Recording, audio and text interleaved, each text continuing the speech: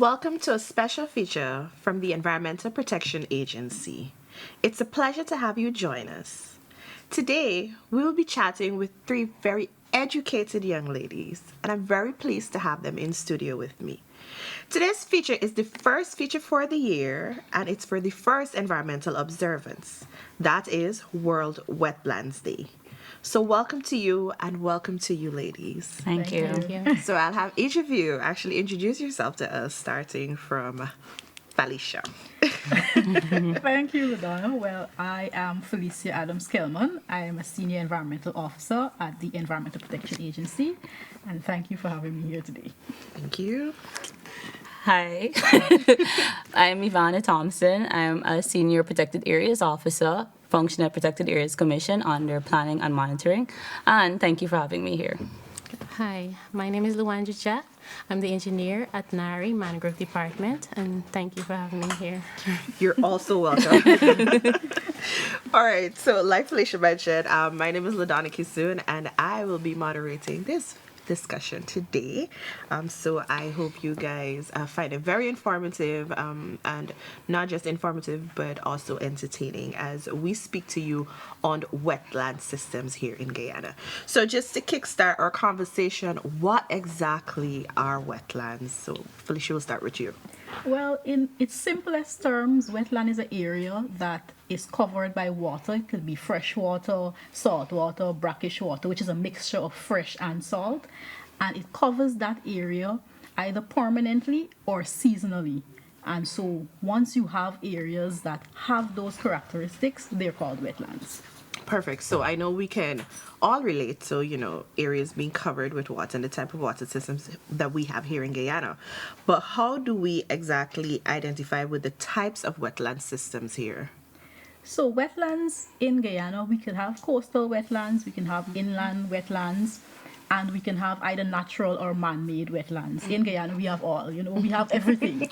So for inland wetlands, you would find that we have lakes and ponds, and as I said, some of them could be natural, some of them could be artificial. So we have a lake at Splash Mills, that's an artificial area. And we have the Rupununi Savannahs, that's a natural wetland area that's located inland.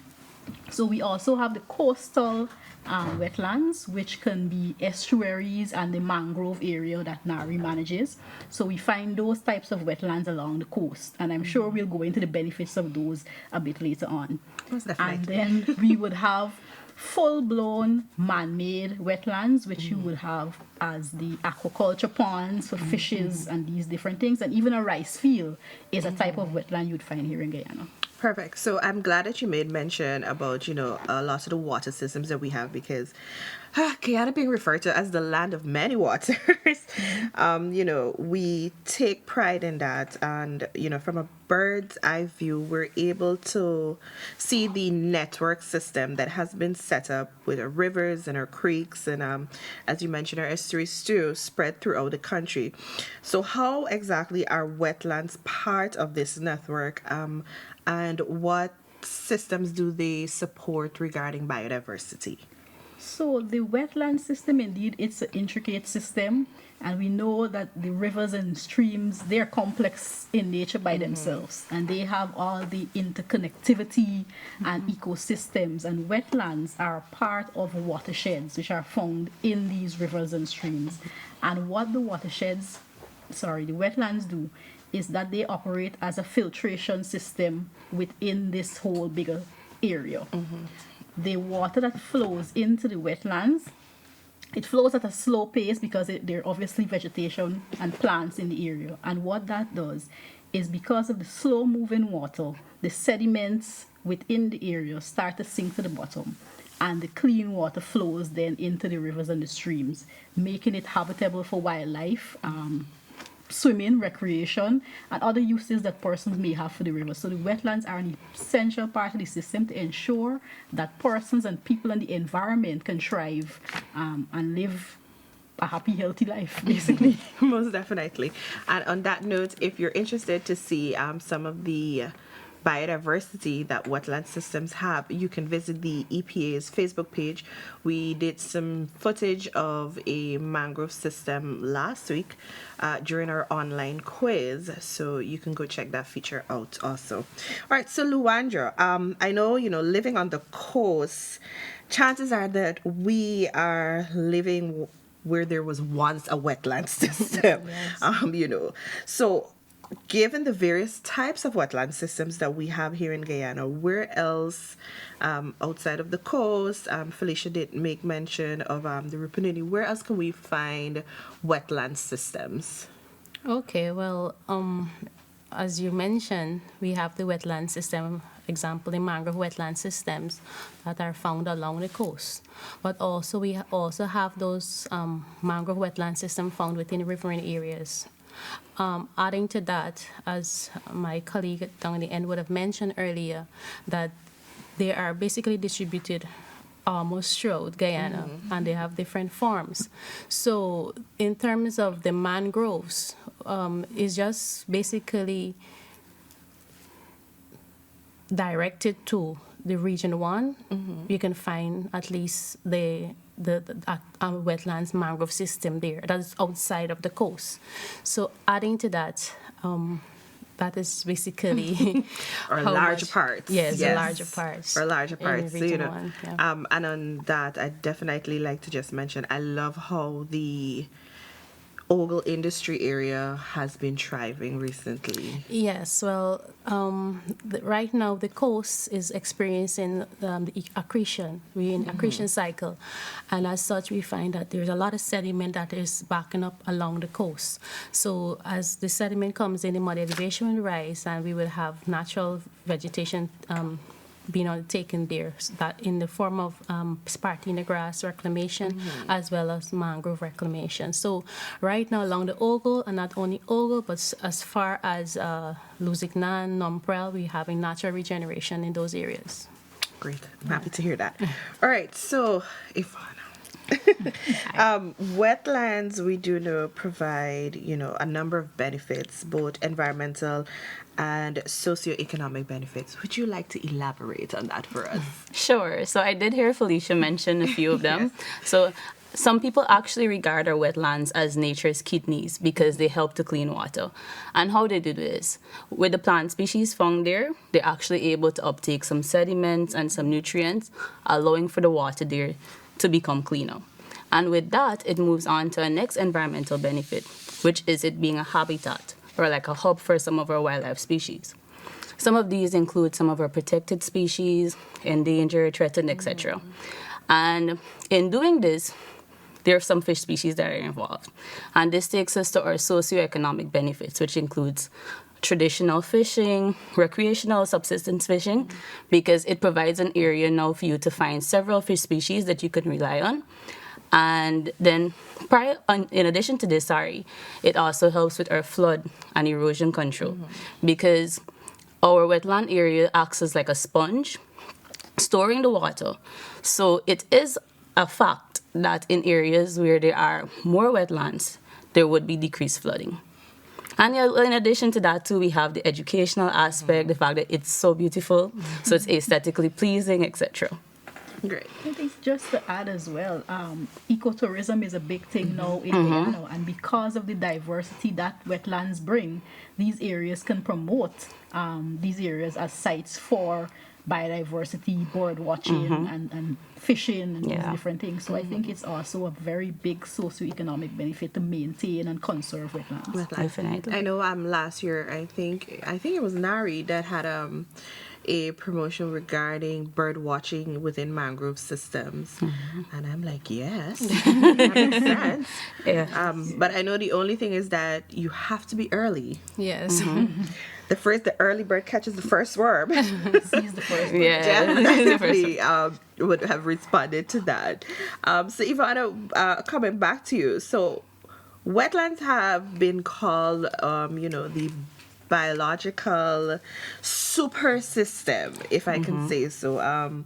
We've had we've seen or have read about great volumes, like you mentioned, of endangered and endemic species living within that system. So how exactly do those wetlands support that level of biodiversity? Okay, so I can mention about 3 different ways that it can. For starters, the shallow waters. Because of these shallow waters, it helps to increase like a higher level of nutrients in the area. And with that, we have higher primary productivity, which is the amount of biomass that is created in that area.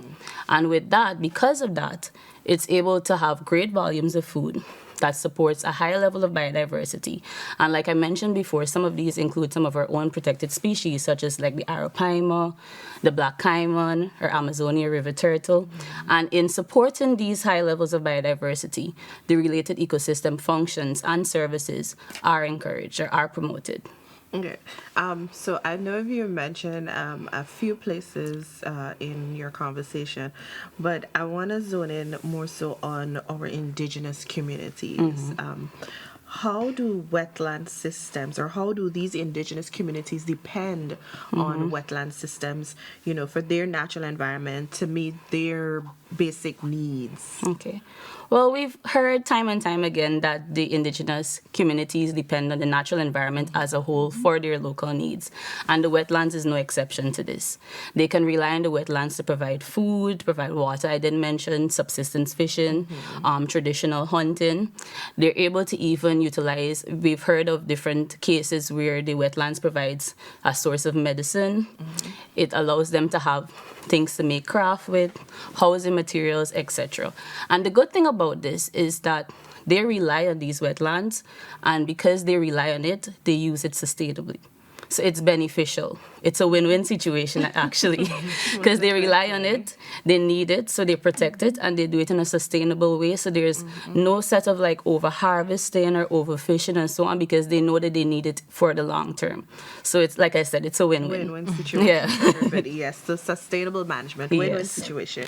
All right, so Felicia, back to you. So wetlands, like I mentioned at the beginning of the introduction, we're talking about wetlands in celebration of World Wetlands Day. And that was celebrated on the 2nd of February, or is celebrated annually on the 2nd of February. But what exactly is World Wetlands Day? Why do we even celebrate it? Well, it's a day that's set aside for raising awareness of the importance of wetlands and all the key functions that we just discussed, providing sustenance for indigenous communities, filtering for water. It even helps with climate change adaptation. It helps with economies and building economies. So wetlands are a critical system, as I mentioned before. And it's just a day for persons to take aside to raise awareness that this system may be impacted, and that we should take measures to preserve and conserve its importance. Great. And we know, everything is most times centered around a theme. So would you like to share with us what was the theme for World Wetlands Day for 2023? So the theme this year for World Wetlands Day was "It's Time for Restoration." So studies have shown that wetlands have been degraded since the 1970s. The 1700s, sorry. They have been degrading to some level, and so, as I mentioned, persons need to make an effort to do what little they can to help to preserve it. So it's a time for restoration, and we should all do our part and preserve. Even though February 2nd has gone, we can still make an effort in that regard. This is a year round. This Year is round, all February year 2nd. round. Yes. Yes, all year round time for restoration. Not just February 2nd, Yeah. but all year round we're putting time in to ensure that we restore our wetlands. So with that being said, I know there are a lot of measures that persons, or I should say, internationally we put in place to ensure the protection of wetland systems, or even for our biodiversity. So what international measures, or measures in total, that we would have placed on our wetland systems here in Guyana? Well, in general, the Environmental Protection Agency regulates and manages developmental activities, whether it's on the coast or inland. We have